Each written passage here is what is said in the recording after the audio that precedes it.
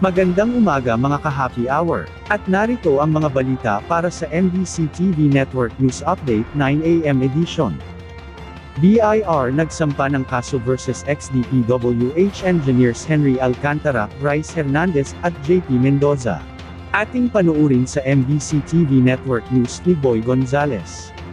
Naghain ng kasong kriminal ang Bureau of Internal Revenue sa tanggapan ng Department of Justice laban sa tatlong dating opisyal ng Department of Public Works and Highways o DPWH dahil sa manoy 1.6 billion na tax liabilities kaugnay ng mga irregularidad sa mga flood control project.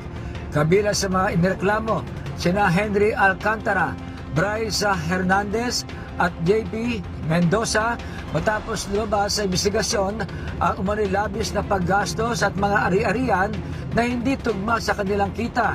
Ayon sa BIR, nakinabang umano mga dating opisyal sa proyekto at ginamit pa ang perang pinagmulan ng kickback sa casino gambling.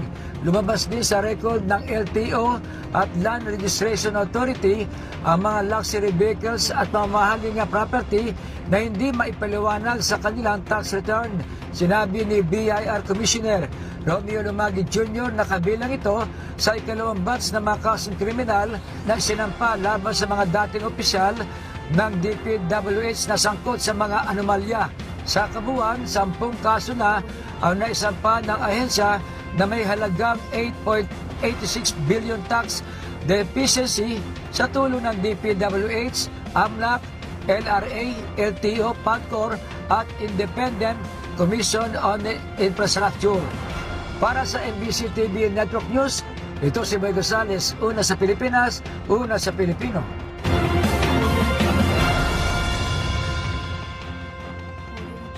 Samantala, Tulfo, may mga nakitang suliranin sa pagbisita nito sa MMDA Command Center. Personal na nagsagawa ng inspeksyon si Senator Raffy Tulfo ang Metropolitan Manila Development Authority Communications and Command Center, na siyang nagmomonitor ng pangunahing trapiko sa Metro Manila. Bilang chairman ng Senate Committee on Public Services, ay naistitiyakin ng senador na gumagana ang mga CCTV cameras, ganun din ang mga body-worn cameras ng mga on-duty traffic enforcers. Ipinakita naman nina MMDA Chairman Ramondo Artes at Swift Traffic Action Group Head Edison Negreha kung paano gumagana ang body-worn camera ng mga traffic enforcers. Nakita rin ng senador na marapat na mabigyan ng hazard pay ang mga MMDA enforcers at street sweepers na na-exposed sa polusyon ng kapaligiran.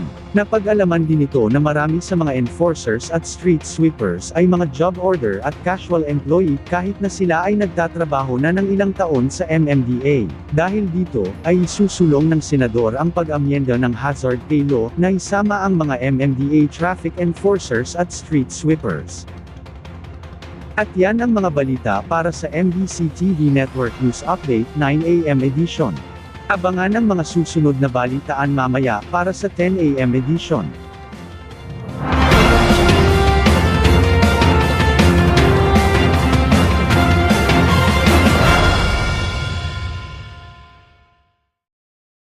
Mga ka-happy hour, kung gusto mong manood ang mga balita sa MBC TV Network News Update, mag-subscribe sa aming YouTube channel, i-like ang aming Facebook page, at i-follow sa aming TikTok account.